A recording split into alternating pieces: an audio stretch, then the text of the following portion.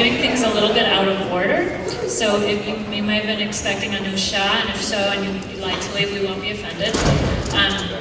He will be speaking in 35 minutes after we do. 30 minutes. Or 30 minutes, one or the other.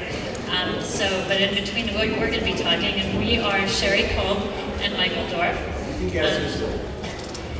We spoke to you yesterday, or some of you yesterday, about some other topics. So our topic for today is how we can learn from other justice movements and how to proceed in fulfilling the objectives that we'd like to fulfill as ethical vegans and abolitionists, and etc. Now, first, Michael is going to speak about how we can emulate social justice movements whose goals we share. And then after he does that, I'm going to speak about how we can think about emulating the social justice movements whose goals he and I, Michael and I, do not share, although some of you may, and that's fine. And so that'll be sort of the organizing principle of emulating and thinking about other movements. So without further ado, here we are, Michael DORF and Sherry COLB. Thanks, Sherry. So a bunch of people told me after yesterday that they thought we were pretty funny, so today we're not going to be. So I apologize in advance. Okay, so Sherry and I are both law professors, and we don't teach the same subjects, but we have some overlap. And we often get students who have either taken Sherry's animal rights class or taken my constitutional law class and want to know how they can use the skills they're learning as neophyte lawyers to advance the cause of animals. And so yesterday, Tammy Bryant talked a little bit about how one of the best ways is actually not to be doing stuff directly with respect to animal welfare or any of that stuff, but to make it easier for vegan businesses to comply with the law, to change the law for vegan businesses. And we agree with that. Today, I'm going to talk a little bit about what we can learn from other social justice movements that had the law as a possible tool in their arsenal. And it's going to be basically a cautionary tale, and then I'll turn it over to Sherry. So you see here, talking about the path of legal change, and I have here listed 4 categories of oppression, basically. People have been historically oppressed in this country and in other places on the basis of race, sex, sexual orientation, and species. They continue to be. But with respect to the first 3 categories, there has been and continues to be some progress, although it is often 2 steps forward, 1 step back. But I want to go back in time a little bit and suggest that where we are with respect to law in the animal rights movement is somewhere where the law is not especially useful. Now, I could talk about legislation, I could talk about referenda. Because my main area of specialty is constitutional law, I've chosen to talk about cases. And I'm going to just give you a snippet of cases from each of these 4 categories. And I should say before I do, with respect to all of them, the law has moved in a positive direction with respect to sexual orientation very rapidly, very recently. But, as I said, there's still work to be done. With respect to species, I think we're at an early point. So let's take a look at race. So this is a lot of language you can't read because it's too small. But it's a quotation from a Supreme Court case in 1857 that I'm sure you're all familiar with, called Dred Scott against Sanford. The question in the case was whether Dred Scott, who was an enslaved African American who was taken by his so-called master into a free territory, became free thereby. And he argued that he did in light of the Missouri Compromise. The Supreme Court said the Missouri Compromise is unconstitutional, and in any event, he could never be free because the Constitution has baked into its DNA the idea of white supremacy. Right? And so that's just language that just says that, basically. Now, that was 1857. It was probably crazy to think in 1857 that you could end racialized slavery in America by bringing a court case, right? It took a civil war. All right, next example. Sex.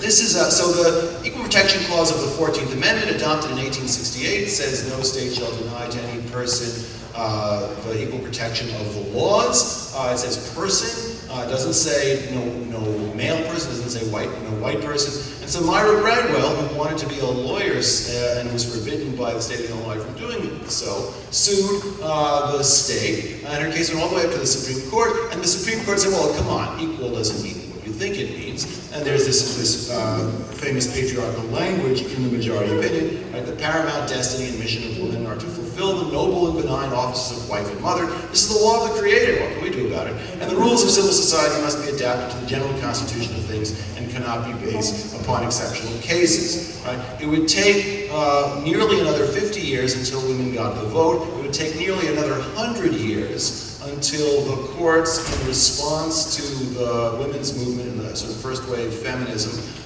began to change the constitutional law. And as we know, as I said, there's still a lot of work to be done. Sexual orientation, right? So as many of you know, right, the last decade or so has seen a remarkable change in some of the laws and in social attitudes with respect to sexual orientation. And what's encouraging about this, and this is the part of our story that's not a cautionary tale, but an inspirational tale, is how quickly it's happened. Just think back as recently as 11 years ago, in the 2004 presidential election.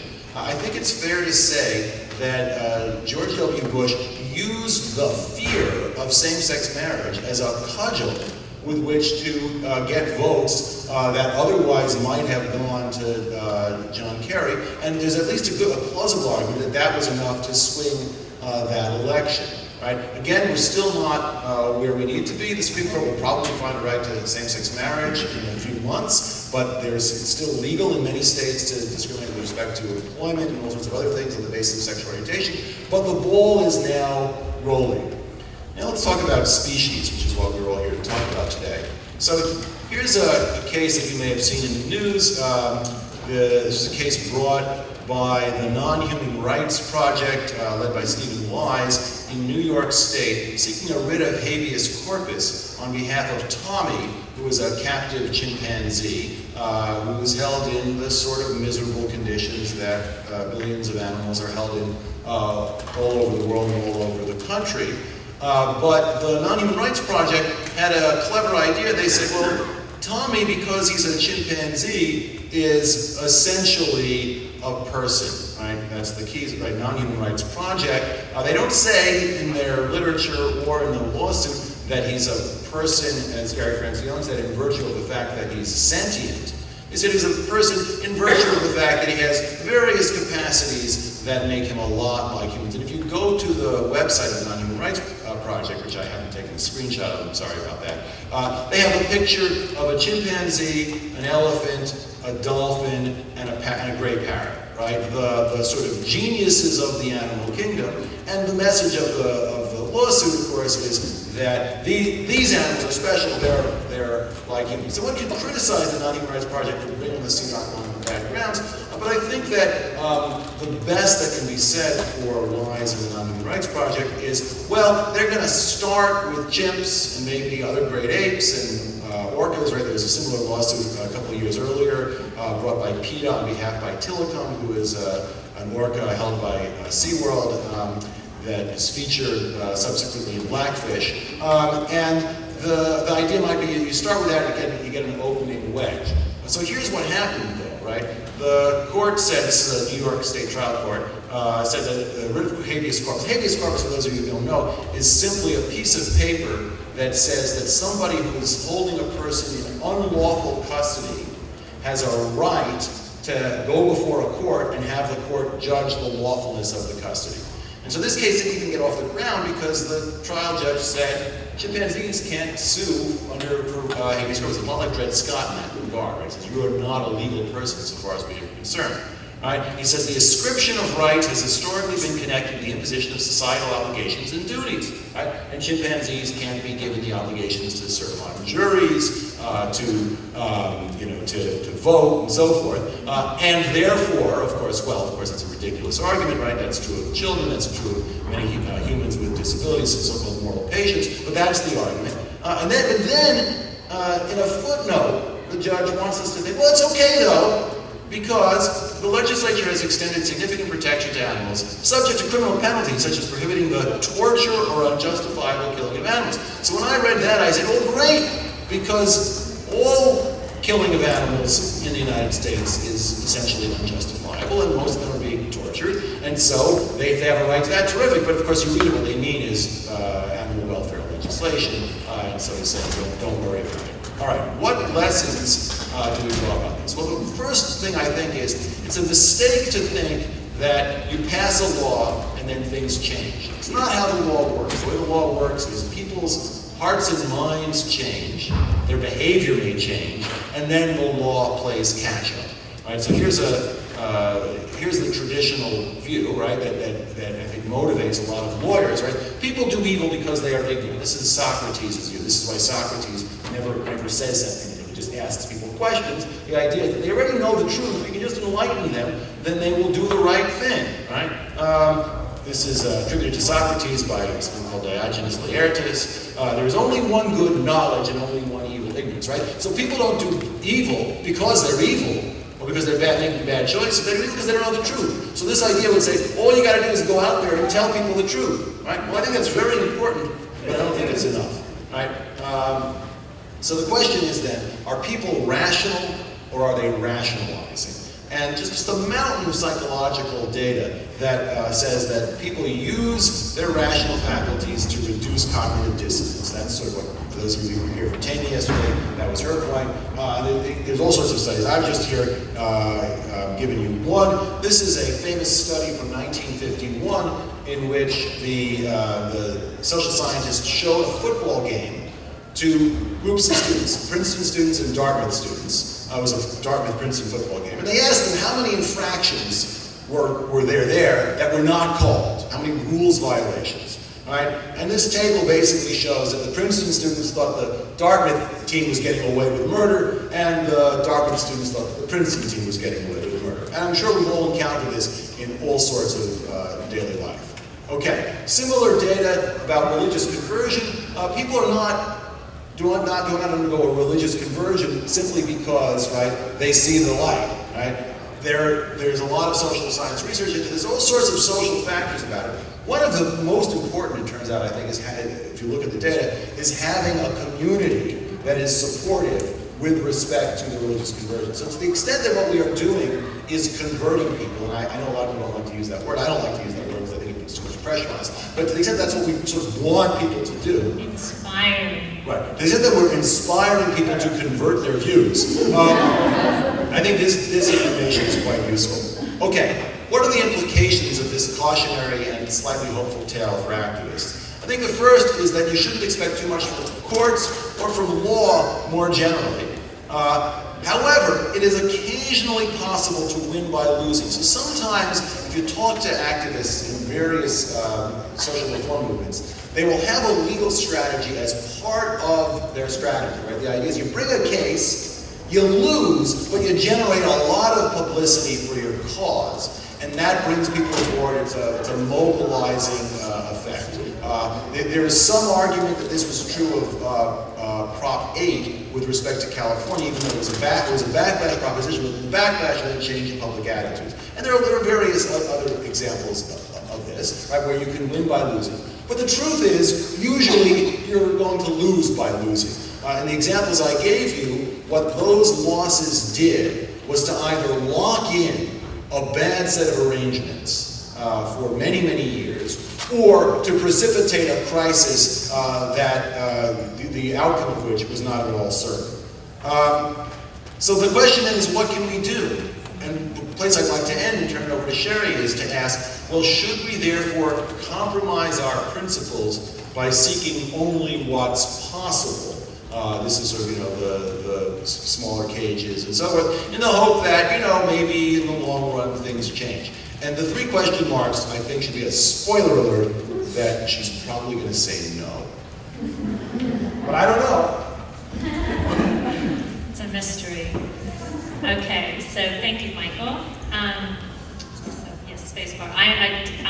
Gary Francione was earlier humble enough to note that he doesn't do a lot of PowerPoint presentation, so I'll say that I'm even less experienced than he is, so beware of this, but I will try my best.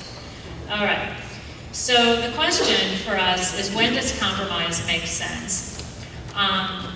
Sometimes maybe it does, sometimes it doesn't. I think that the view of a majority of people within what we might call the animal protection movement broadly takes the view that compromise and welfarism makes sense for the movement, and this is something that this conference has sort of stood up against and said, no, it doesn't make sense for our movement. But I wanted to explore a little about that and do so by thinking about the animal rights movement next to a different movement, which is the pro-life movement in abortion. And as I said, it's not a position that Michael and I take, although we have written a book called Beating Hearts, Abortion and Animal Rights, analyzing some of the parallels in terms of strategy, struggle, and the kinds of thinking that gets done in the two movements. So the pro-life movements has some lessons for us about whether we do compromise and incrementalism or clarity and fidelity, or what we might call integrity within our movement. Beating Hearts, that's our little reference to the book. And I think that there are three useful ways to think about how a movement faces challenges and when it ought to handle those challenges in some particular ways. So the first is, what is the mainstream view? What is the mainstream view of the thing that your movement takes a different view of? The second is, what is your adversary's philosophy? So you've got the mainstream view of either animals or fetuses. You've got your adversary's view of those two things. And then finally, you have the question of the target's receptivity. How receptive is the target of your messaging to what you're trying to say? Okay, so what is the mainstream view about animals? That there is a hierarchy of animals. That some animals are worth more than other animals, right? The non-human rights, the non-human rights project does seem to take that view. I actually had a little bit of an email exchange with Stephen Wise because he disagrees on that, but I think that the arguments that are made about the unique capacities of chimpanzees and other animals within the group that the Non-Human Rights Project protects really speaks for itself. It talks about autonomy, it talks about the ability to plan and do various other sorts of things that humans do. And so in a sense, it invokes the specialness of humans as a way of protecting particular, but not necessarily all animals. So primates, elephants, orcas are included in these special groups, gray parrots as well. And then you have dogs and cats, I think for somewhat different reasons. I don't think it's that we think dogs and cats are the geniuses, but that they're our friends. So that we like our friends, and we also want to protect the geniuses. So that's the mainstream view, that some animals, and people send petitions to me, can you believe that people are eating dogs in this country, and that they're harming horses? I put those up. People are eating horses, and my reaction is, I can't believe people are eating animals. It's terrible. I agree with you. And of course, then the communication ends it.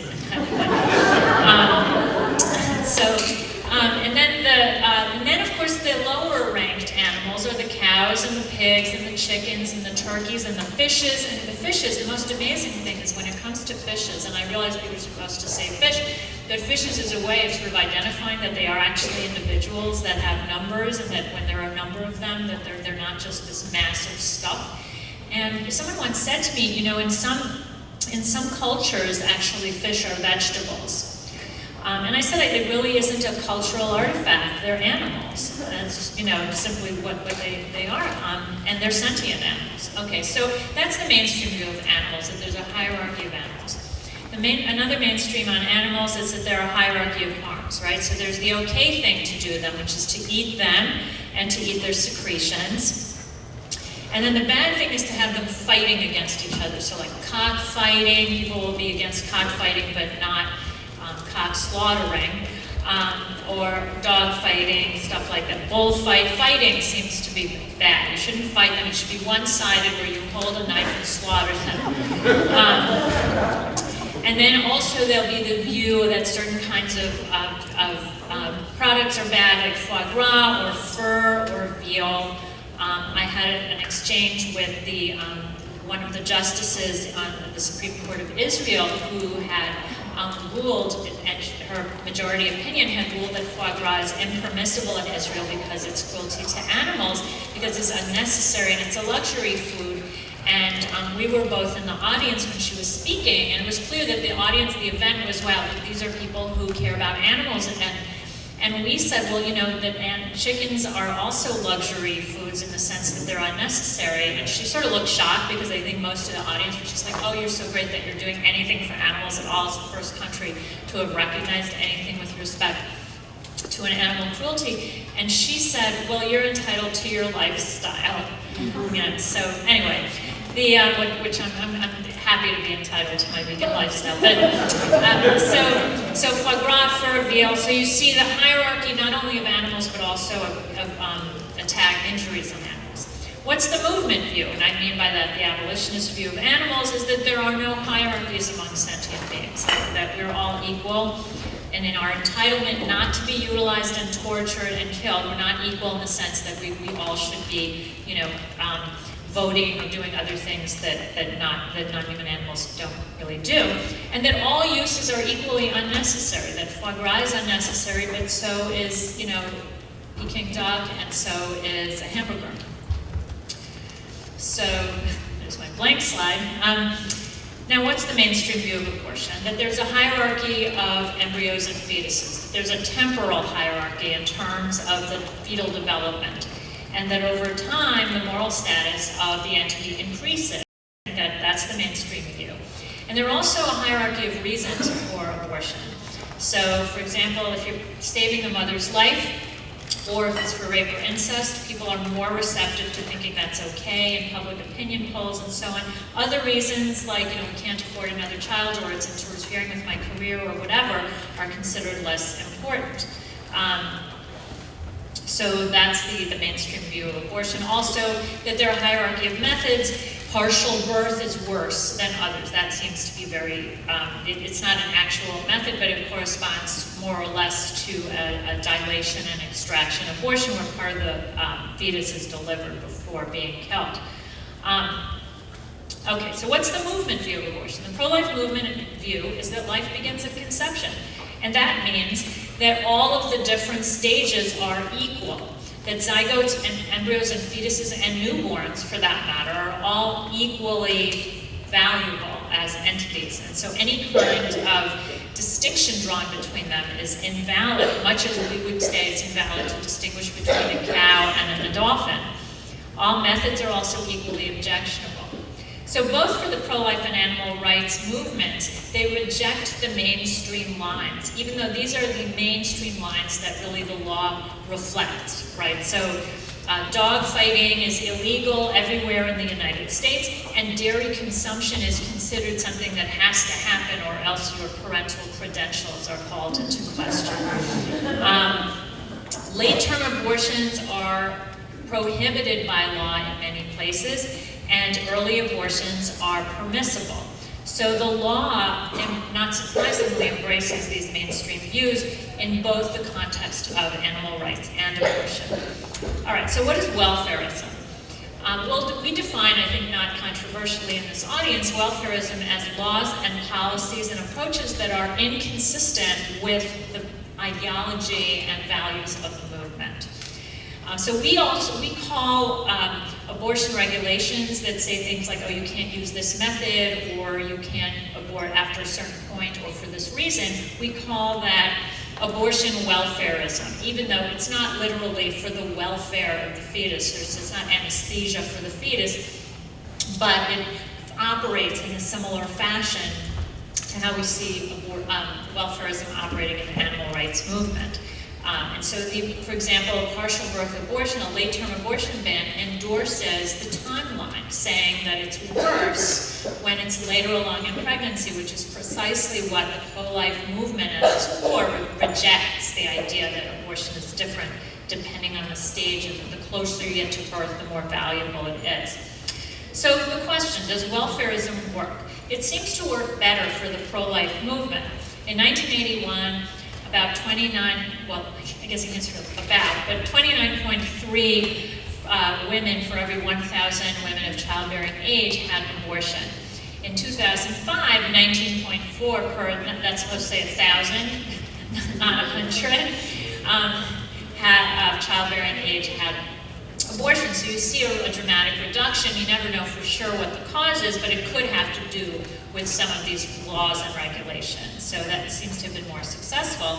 For animal rights movement, seems less successful. There's enormous consumption of animal products that continues to this day. You can't turn on the television for 5 minutes if there are ads and not encounter some ad with every animal product you can imagine.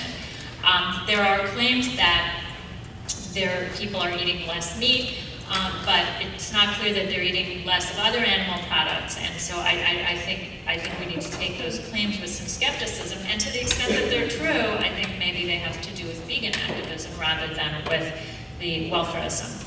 On the other hand, even though we say that the pro-life movement has been successful, the pro-life movement opposes the fertility industry because if you pre-genetically test and then kill an embryo, then that's considered to be like killing a person. And yet, people are pretty happy about the fertility industry. It's celebrated all the time, and so it seems that abortion welfarism may have played some role in leaving that alone, but by not pushing this message of the actual anti-abortion movement, which is that even a zygote is a person. All right, so what's another dimension to think about besides the mainstream view? Another dimension is who is your adversary? So the adversary of the pro-life movement, the pro-choice movement, I didn't mean the US like the country, I meant us like Michael and I are the pro-choice movement. You are. Yeah, we are. No, that would be the small movement. And the ideology comes down to two things. One is that a woman has sovereignty over her body, and therefore she should make the choices about what happens to her body, including abortion. And then second, that the embryo or the fetus lacks moral status, and that most people who are pro-choice for one reason, the other, or some combination of the two. So abortion welfarism, as I said, in the sense of regulations of abortion that are not quite on the same page in principle as the movement's view, challenges both of these. If you have any kind of regulation on abortion, you are invading a woman's sovereignty, no matter what kind of, whether it's a late term or method or reason or whatever. Okay. And then any regulation also supports the moral status of the fetus. So abortion welfarism betrays its own principles, but it also effectively challenges the other sides. The animal rights adversary is the animal industry. Animals are here for our use is their view, but they think animals should be used responsibly. Animal husbandry is basically a version of animal welfare. The animals should be used, but in a kind sort of way. So animal welfarism does not challenge its adversary, unlike abortion welfarism. So that's a point for pro-life compromise over animal rights compromise. One last dimension is after the mainstream view, where the two movements are even, after the adversary view, where the pro-life wins, is audience receptivity. So who are the abortion consumers? Each year, about 1.2 to 1.3 million women get abortions. That sounds like a lot of people. 33% of women have had an abortion by the age of 45, but only 2% of women each year, and it's rare that you'll find a woman who has 3 abortions every day. That's an unusual thing. And no men, so far as we know, have had an abortion. So it's really not comparable to our investment in animal consumption. Typical consumer at least 3 times a day. Typical consumer eats 2 pounds of animal products a day. Resistance is enormous, so you're giving up more than an unusual procedure. So what does this tell us? On the adversary challenge, pro-life can afford to be welfarist. On the target resistance, the pro-life can afford to be principled because there isn't that much resistance. So is that depressing? Maybe a little bit. But some of what the pro-lifers do is quite instructive. First of all, they push transparency. They push it with pictures. They do it with the mandatory ultrasounds, which is not something that we would endorse. But again, we're not endorsing the pro-life movement more generally. We're looking to it for lessons. They also push free speech, and they empower their dissenter's conscience by allowing doctors to opt out of doing abortions, for example, or pharmacist participation. In animal rights, we too can demand transparency, for example, by opposing ag laws. We too can speak freely by doing vegan education, which we're all learning to do really well. And we too can empower conscience by insisting that there be vegan food in hospitals and prisons and public schools where people don't have choices about what they get to consume. And by placing our products next to their products, as Tammy Bryant was so eloquently talking about yesterday. So our challenges are great. The mainstream view differs from ours very much. Welfarism endorses the adversary view, so we don't get much points there, and audience resistance is tremendous. But we do have tools other than welfarism, so let us emulate some of what the pro-lifers do with vegan education. Let people know that all of animal use is violent. Offer and support vegan alternatives, and we will win because we are right.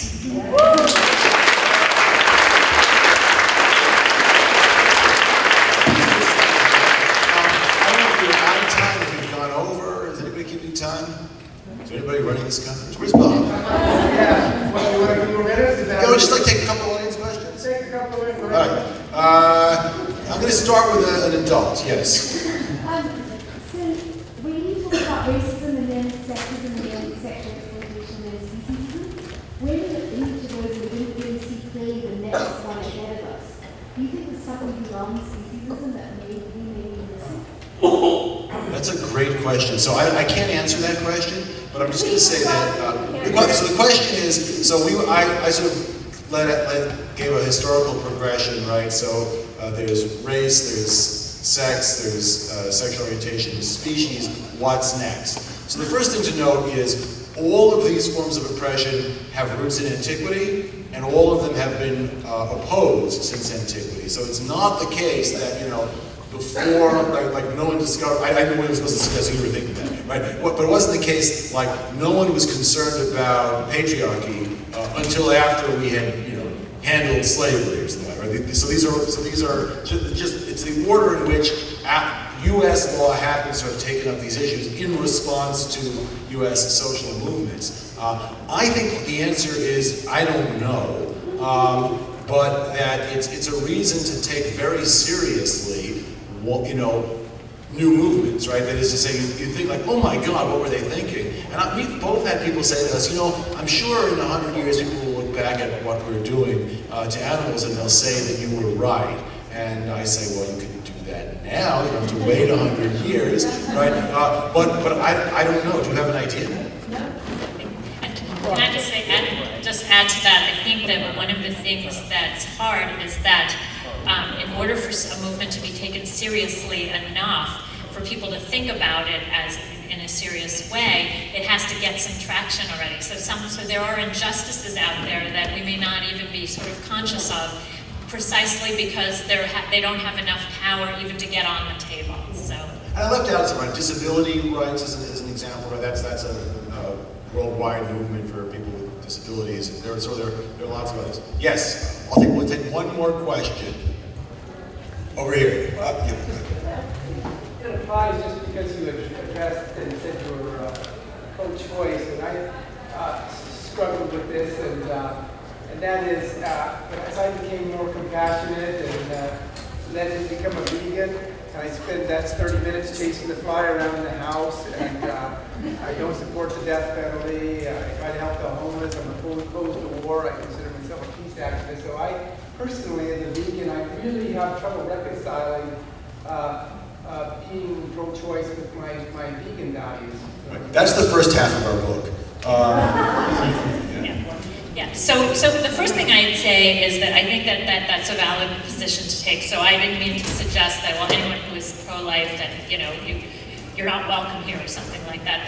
There is room, there is space for people who are anti-abortion, and I think it's very tough. I think it becomes tough, though, at the point of sentience. And I think that one answer to your question of how do you reconcile this is that around 99% of abortions happen prior to the point of fetal sentience. And that part of what grounds our moral obligation obligations to the animals, to the fly, that we chase around the house, and the animals we don't consume, is that they are sentient. So I think at least for the overwhelming majority of abortions, and most of them take place in the very beginning of pregnancy, and more of them would, I think, in absence some of the regulations, you're talking about entry that has yet to acquire the sort of framework of sentience that we utilize to extend rights to animals. So that's one piece of it. I interpret Bob's presence behind me as a kind of physical music of life, as he would say on the radio. So we're going to wrap up.